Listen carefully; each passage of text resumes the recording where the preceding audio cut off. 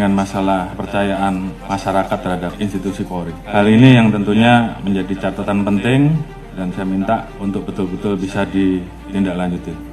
Pasca terjadinya peristiwa Duren 3, angka kita langsung anjlok di angka 28. Dan kemarin pada saat penetapan FS sebagai tersangka, angkanya naik menjadi 78. Dan ini adalah pertaruhan institusi Polri, sehingga harapan kita angka 78 itu minimal sama atau naik.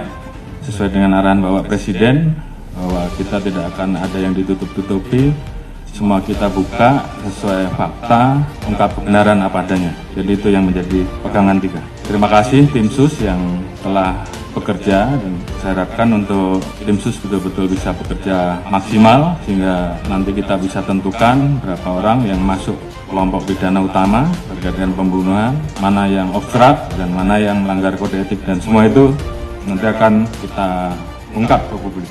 Kita libatkan juga kelompok eksternal, masyarakat juga ikut mengawasi, teman-teman di Kompolnas juga ikut mengawasi, termasuk juga rekan mitra kita yang ada di DPR yang juga ikut mengawasi, dan ini semua menjadi pertaruhan kita.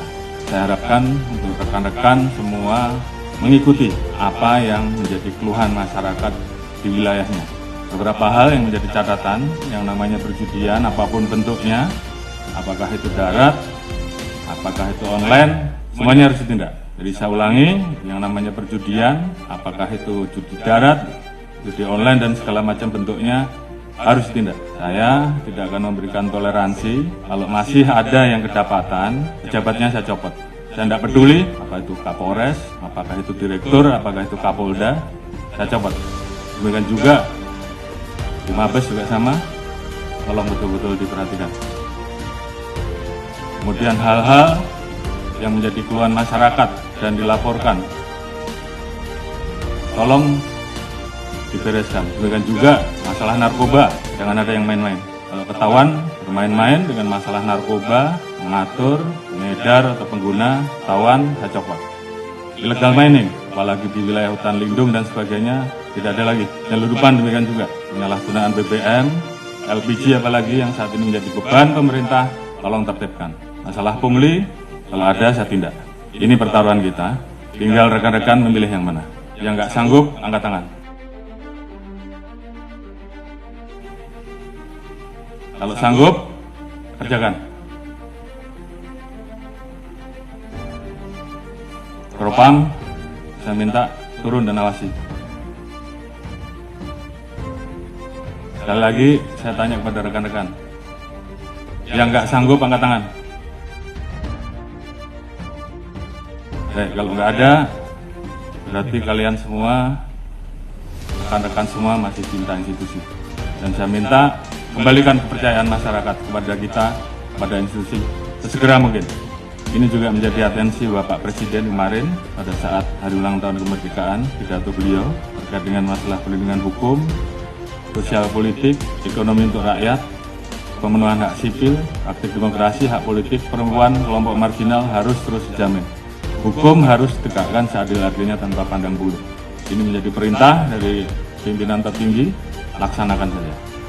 Peran pemimpin juga saya harapkan bagaimana peran rekan-rekan untuk selalu mengingatkan anggota, termasuk mengingatkan diri kita sendiri. Dalam situasi seperti ini, tentunya banyak anggota kita yang kemudian tidak percaya diri. Bangkitkan semangatnya, bahwa dari 430.000 personel Polri, saya yakin masih banyak personel Polri yang baik. Tunjukkan dalam kinerja rekan-rekan, sehingga masyarakat kemudian merasakan, kemudian melihat bahwa lebih banyak polisi yang baik. Dan ini kita harus saling mengingatkan.